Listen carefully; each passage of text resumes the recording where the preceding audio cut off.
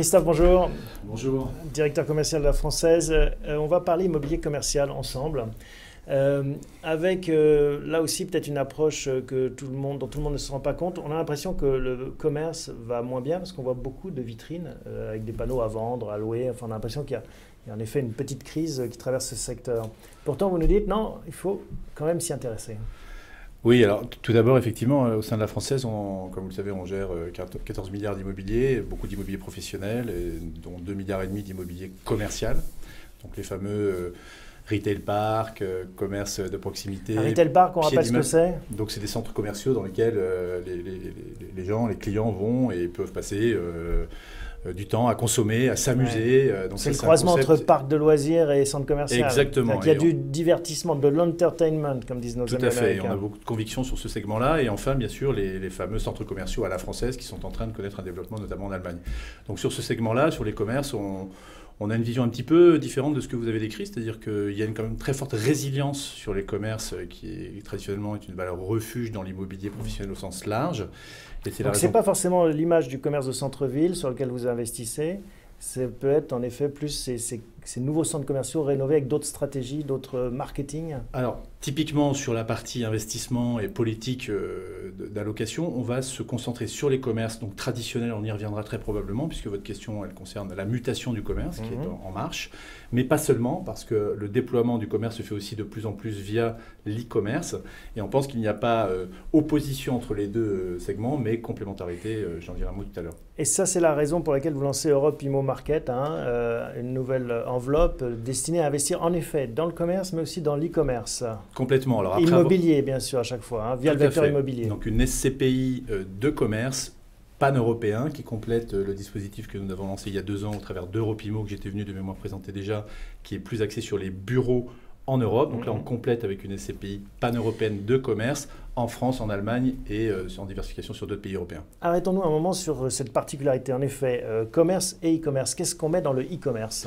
Alors, dans le e-commerce, en tous les cas, dans notre acception du modèle économique, c'est notamment toute la partie logistique, entrepôt, qui est très importante. C'est-à-dire que des acteurs aujourd'hui qu'on connaît bien, que je ne citerai pas, mais qu'on a tous en tête, ont une problématique de la fameuse logistique du dernier kilomètre. Ouais, il y a Amazon qui fait l'actualité actuellement, avec Anne Hidalgo qui essaye d'endiguer cette montée tout à fait. Du e-commerce du dernier kilomètre. Exactement. Donc la fameuse supply chain appliquée à l'e-commerce, on pense que ça va renforcer l'appétence des investisseurs pour les fameux entrepôts. Donc si on suit votre raisonnement, vous dites nous, on est prêt à financer les entrepôts d'Amazon ou d'autres pour accompagner cette stratégie du dernier kilomètre. Alors ça a toujours été un segment à proprement parler au sein de l'immobilier professionnel. Il y a les commerces, il y a les fameux entrepôts, les bureaux, comme je l'ai évoqué tout à l'heure. Donc c'est une classe d'actifs, un sous-segment de l'immobilier professionnel, ce fameux segment des entrepôts qui est en train d'émerger.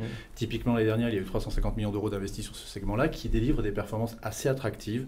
Donc complété par l'intérêt des e-commerçants pour ce segment-là, on pense qu'il y a des choses à jouer sur ce segment, effectivement. Vous m'avez dit qu'en termes de stratégie d'investissement, vous regardiez davantage les villes que les pays. C'est-à-dire qu'on ne raisonne plus France, Allemagne, Italie, mais vraiment ville. Alors, on raisonne forcément effectivement pays, mais avant toute chose métropole. Et on voit bien qu'en Europe émergent des pôles d'attractivité, Paris, Lyon, pour ne parler que de la France, mais aussi Barcelone, Madrid en Espagne, Rome en Italie. En Allemagne, il y a, comme vous le savez, 7 grandes métropoles. Je vais en citer que 4, mais il y a Berlin, Munich, Francfort notamment, donc ça fait que 3 pour le coup. Mais on a une vision effectivement de l'avenir du commerce qui va être très concentrée dans des grandes métropoles. Et l'attractivité pour ces métropoles ne cesse de se confirmer.